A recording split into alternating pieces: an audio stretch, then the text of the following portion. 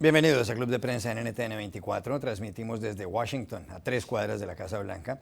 Al final de este programa ustedes lo pueden encontrar en nuestra página de Facebook, por nuestra cuenta de Twitter, y el audio, el podcast, lo pueden escuchar en SoundCloud. Les doy la bienvenida hoy al Club de Prensa a nuestros invitados. En primer término, Juan Carlos Hidalgo, investigador costarricense del Cato Institute, uno de los centros de pensamiento y de análisis más conocidos de Washington. Bienvenido a esta mesa, como siempre. Buenos días. Manuel Erice, corresponsal de ABC, periódico madrileño, bienvenido también. Muchas gracias. Y Moni Jensen, analista política del Club de Prensa, bienvenida a esta casa. Gracias. Y el primer asunto, Juan Carlos, tiene que ver con el nuevo gobierno en el Reino Unido. La señora Theresa May fue ayer posesionada, tomó posesión del cargo como primera ministra en reemplazo de David Cameron, después de que él renunciara como consecuencia de la derrota de la causa que él defendía en el Brexit. Finalmente el Reino Unido se va a ir de la Unión Europea. La señora Theresa May ha nombrado ya algunos miembros de su gabinete, y uno de los más destacados y el que ha producido por su nombramiento mayor controversia es Boris Johnson, quien fuera alcalde de Londres y quien fuera además periodista. El señor Johnson, que era partidario del Brexit, a lo largo de su vida ha dicho algunas cosas y eso puede perjudicarlo quizá o afectarle ahora su nuevo cargo como jefe de la diplomacia británica. Sobre Hillary Clinton, ha dicho que parece una enfermera sádica, lo escribió en una columna. Al señor Donald Trump lo ha calificado de estúpido y además ha dicho Johnson que él esperaba que no lo confundieran con Donald Trump en las calles de Manhattan porque tienen el cabello parecido. Alguna vez cuando Tony Blair como primer ministro británico fue al Congo, él dijo que lo iban a saludar muchos picaninis, que es un término despectivo con el cual los ingleses se refieren, o algunos ingleses, a los niños negros del África. Sobre Recep Tayyip Erdogan, el presidente de Turquía ha dicho que es un gran masturbador. Y sobre Barack Obama, que es hijo de un señor keniano, nacido en Kenia, en el África, después de que desde la oficina oval de la Casa Blanca fuera retirado un busto de Winston Churchill, y teniendo en cuenta que el Reino Unido, el Imperio Británico, tuvo como colonia a Kenia, se refirió el señor Johnson a Obama como un presidente en parte keniano. ¿Le puede, como decía yo, quizá afectar su tarea como diplomático todo esto al señor Boris Johnson? Bueno, esta no es la primera vez que el Reino Unido tiene un ministro de Relaciones Exteriores vistoso. Hay una anécdota que es cierta de George Brown, que fue ministro de Relaciones Exteriores de Harold Wilson. Y una vez el señor Brown se pasó de tragos en una visita oficial e invitó a una persona vestida con un ropaje rojo, lo invitó a bailar. Y esa persona le contestó y le dijo, disculpe, no voy a bailar con usted por 3 razones. Primero, usted está borracho. Segundo, esto no es un vals, este es el himno nacional de Perú. Y tercero, no soy una mujer vestida de roja, soy el cardenal de Lima. Y eso es una historia de la vida real. Así que bueno, ya personajes de esa calaña han pasado por el Ministerio de Relaciones Exteriores del Reino Unido. Lo que sí es cierto, ya en términos un poco más serios, es que Boris Johnson fue la persona que más tenía perspectivas de convertirse en primer ministro, de suceder a David Cameron. Él fue el líder de la campaña del Brexit. Mucha gente dice que renuentemente, o sea, que no era un cálculo político el que estaba haciendo, que en realidad no creía en eso. Pero una vez que gana la campaña para sacar al Reino Unido de la Unión Europea, Boris Johnson se perfila como ese sucesor y al final decide no lanzarse. Ahora bien, Theresa May, dicen el dicho, bueno, de que a los enemigos y a los posibles rivales es mejor tenerlos cerca que tenerlos fuera. La alternativa de Theresa May era tener a Boris Johnson, a quien tenía un gran apoyo entre los diputados conservadores, tenerlo en los backbenches, como se dice, ¿verdad? Que es tenerlo como un diputado raso, en donde podría generar discordia hacia el gabinete de Theresa May. Entonces, creo que la mejor manera de Theresa May para controlar a Boris Johnson era tenerlo cerca y darle una oficina como esta. Manuel Erice. No, esa es una lectura la más probable, seguramente, porque claro, tenerlo fuera, efectivamente, se ha visto y se ha comprobado que es un peligro para quien está en esos momentos dirigiendo un gobierno.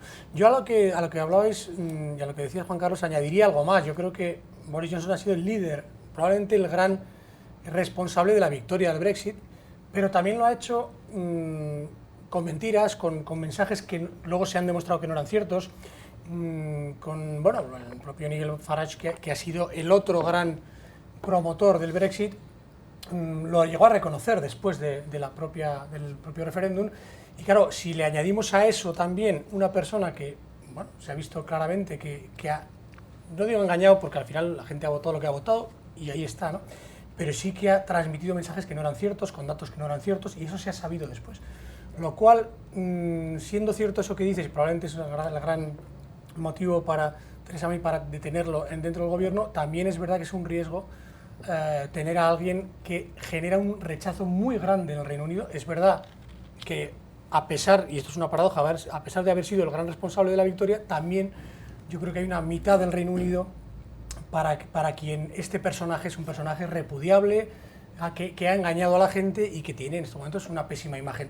Bien es verdad, y ya termino con la parte que tiene que ver con su nueva labor, hombre, yo creo que no es tonto. Si algo no es Johnson es tonto, y yo creo que probablemente no hará una mala labor en lo que quiere en este momento Theresa May, que sí que ha hecho un gabinete, digamos, con todas las sensibilidades de lo que puede ser contrarios, favorables al Brexit, sobre todo las carteras exteriores y la cartera nueva, por cierto, muy curiosa, Secretaría para la salida de la Unión Europea, con David Davis, que es otro, bueno, pues otro contrario, ¿no?, a la permanencia del Reino Unido en la Unión Europea. Por tanto, yo creo que probablemente ha hecho lo que podía hacer en un momento muy difícil para ella, porque claro, coger ahora ese toro por los cuernos es muy complicado. Es un país dividido, frontalmente y drásticamente dividido, y con personajes dentro del gobierno también enfrentados en lo que tiene que ver con su concepción de Europa y de exteriores. Con lo cual era una tarea muy compleja la que le ha dejado David Cameron, que se va y deja las cosas ahí, en fin,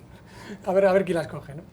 Pero lo tenía que nombrar en el cargo diplomático más importante del país.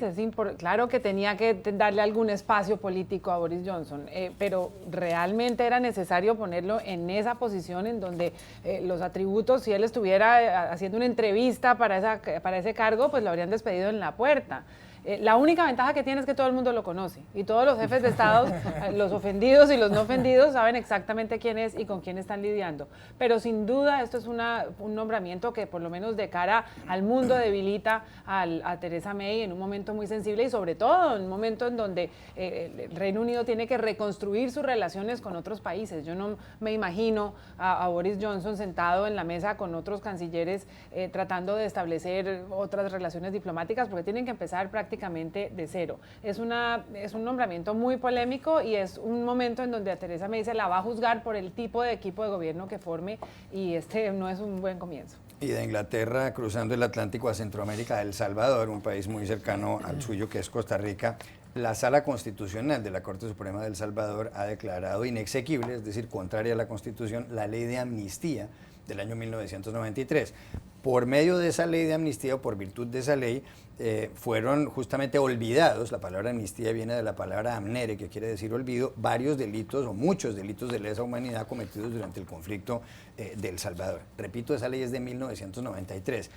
Como consecuencia de esta sentencia, se pueden empezar a perseguir delitos de lesa humanidad cometidos antes de esa ley de amnistía y amnistiados precisamente, y perdón por la repetición, por esa ley.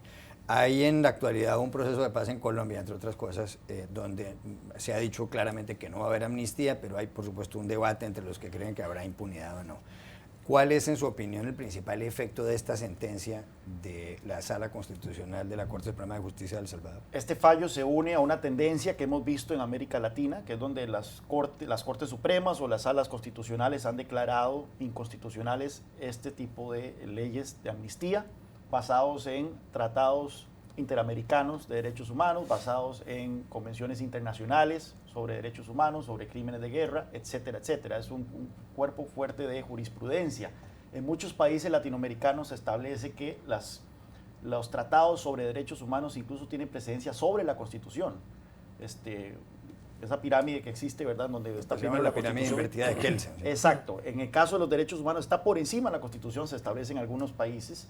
Y esto, sin duda alguna, es un precedente para lo que puede ocurrir en Colombia, donde efectivamente hay un proceso transicional de justicia que mucha gente alega que está brindando impunidad a los combatientes de ambos lados, no solo de las partes, sino también de las Fuerzas Armadas que han participado en crímenes de lesa humanidad, en violaciones de los derechos humanos. Y por lo tanto, tal vez el escenario, ojo que esto está ocurriendo, ¿qué? 20 años después de firmada esa ley 23 años años después de firmar esa ley en El Salvador. Así que puede ser un precedente, tal vez en este momento las circunstancias de la composición de la Corte Constitucional en Colombia que no den paso para que se dé un paso, para que sea algo similar en ese país, pero nada descarta que dentro de 10, 15 años o 20 años una Corte Constitucional con una configuración diferente declare inconstitucional la amnistía clara que se le está dando, la impunidad clara que se le está dando en este proceso de paz. Que los delitos de lesa humanidad no son amnistiables consta en numerosas sentencias, por ejemplo, de la Corte Interamericana de los Derechos Humanos en San José de Costa Rica, que ha echado por tierra leyes de amnistía del Perú, del Brasil, de Chile y de otros países suramericanos. El gobierno del presidente Juan Manuel Santos en esta negociación con las FARC ha señalado que no va a haber impunidad, que se va a crear un tribunal especial para la paz y que los delitos de lesa humanidad serán castigados con prisión solamente si la persona no confiesa que los ha cometido, pero que si los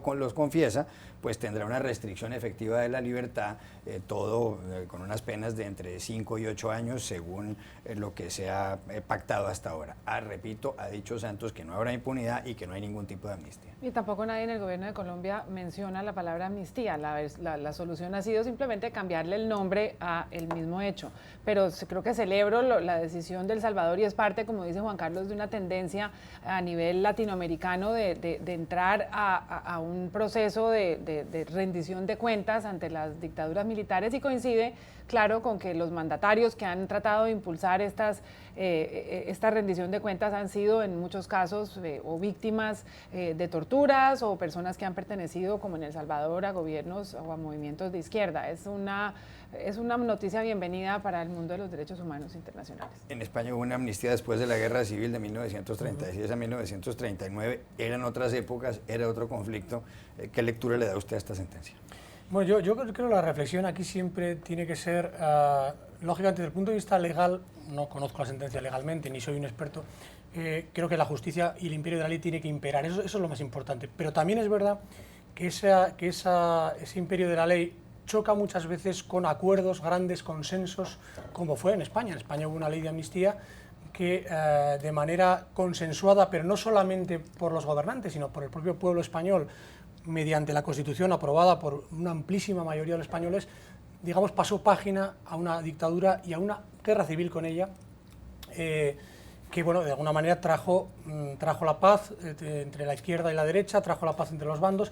Es verdad que luego hubo una reapertura de lo que fue, bueno, pues la guerra civil, las víctimas, muy polémica, porque desde el gobierno de Zapatero se impulsó la reapertura de algo que yo creo que no era bueno. Incluso yo diría, porque claro, si se había pactado de alguna manera, incluso con el apoyo de la grandísima mayoría del pueblo español, no creo que no era bueno reabrirlo. Solamente en un aspecto sí creo que fue bueno reabrirlo, que es en el derecho de enterrar a tus muertos, porque si ha habido una contienda civil con muchos muertos en ambos bandos, y hay muertos, o hay en este caso familiares que no están enterrados donde quiere la familia que estén enterrados, yo creo que ahí sí que creo que la familia tiene derecho a enterrar debidamente a su muerto. Pero yo creo que fue el único punto, a mi juicio, donde se hizo bien. El resto yo creo que España vive en estos momentos, bueno, se ha pasado página, aunque es verdad que siempre, en fin, una contienda civil de esas características a lo largo de generaciones sigue provocando enfrentamientos ideológicos. Ya regresamos a Club de Prensa. Volvemos a Club de Prensa en NTN 24. Manuel, en España hubo las penúltimas elecciones, tuvieron lugar el 20 de diciembre, no se pudo formar gobierno. Las otras tuvieron lugar recientemente a finales de junio. Se están escogiendo los 350 integrantes del Congreso de los Diputados que a su vez elegirán presidente del gobierno y se requieren 176 para que haya una mayoría para gobernar.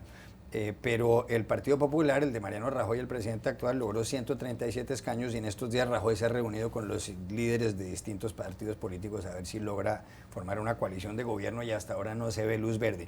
Ya se ha puesto fecha para la primera sesión y para la segunda también en el Congreso de los Diputados a ver si se consigue que va a armar un poder ejecutivo. Serán el 3 y el 5 de agosto. ¿Habrá gobierno? Bueno, quiero pensar que sí, porque si no hay gobierno esta vez y hay elecciones en noviembre de nuevo, pues vamos a estar ya un año sin gobierno. Yo creo que España no se puede permitir, ni ningún país, un año sin gobierno en estas circunstancias. Hombre, yo creo que sí lo va a haber porque a diferencia de la vez anterior, donde también había ganado el Partido Popular, el Partido Socialista, aunque a mi juicio no tenía opciones, pero bueno, pues tenía alguna opción más de ser alternativa, yo creo que en este caso no hay alternativa, es decir, un partido que ha vuelto a ganar las elecciones y además ha aumentado diputados, 14 diputados, yo creo que hay un mensaje de los electores que es decir, gobierne usted, aunque esté en minoría y tenga que pactar. Entonces, lo que va a ocurrir en la primera votación el 3 de agosto es que no todo el mundo va a votar en contra de Rajoy, pero en la segunda Ciudadanos, que tiene 32 escaños, ya ha anunciado su abstención. ¿Cuál es la clave? Que se abstenga el Partido Socialista, que es el único que puede facilitar el gobierno de Rajoy, porque el 5 de agosto en la segunda sesión al Partido Popular le bastaría con tener más votos a favor que en contra, sea cual sea el número de votos. Con una abstención de Ciudadanos y el Partido Socialista, el Partido Popular tendría más escaños a favor que todos los demás unidos, pues 137 a 90 o 100 aproximadamente. Ya regresamos a Club de Prensa. Volvemos a Club de Prensa en NTN 24. Juan Carlos Le Canard Enchaîné, un periódico satírico muy famoso en Francia, acaba de publicar los datos de cuánto se gana el peluquero personal de François Hollande, el presidente socialista francés. Y mensualmente ha recibido 9.895 euros, es decir, más de $10.000. Repito, más de $10.000 mensuales ha recibido el peluquero personal de François Hollande, el presidente de Francia. Ese dinero equivale más o menos al salario de un ministro del gabinete en ese país. Ha habido casos con los peluqueros, con otros presidentes. Aquí en Estados Unidos, Bill Clinton cerró una vez durante una hora el aeropuerto de Los Ángeles, todas las plataformas del aeropuerto para que el peluquero pudiera subir a bordo del Air Force One para cortarle el pelo. Ya han pasado cosas así. ¿Qué valoración, para usar una palabra muy elegante, le da usted a esta noticia? Bueno, son más de $10.000 que no salen del bolsillo de François Hollande, hay que explicar. Esto es pagado por la Casa Presidencial, el Élysée. Esos son los contribuyentes. Son los contribuyentes los que están pagando esto. Bueno, yo siempre he envidiado el estilo de vida de los socialistas franceses. Ellos sí saben vivir, lógico, a expensas de los demás. Pero yo me acuerdo cuando salió cuando salió el escándalo de Dominique Strauss-Kahn, cuando se documentó ampliamente el estilo de vida que él mantenía como director en funciones del Fondo Monetario Internacional, era impresionante.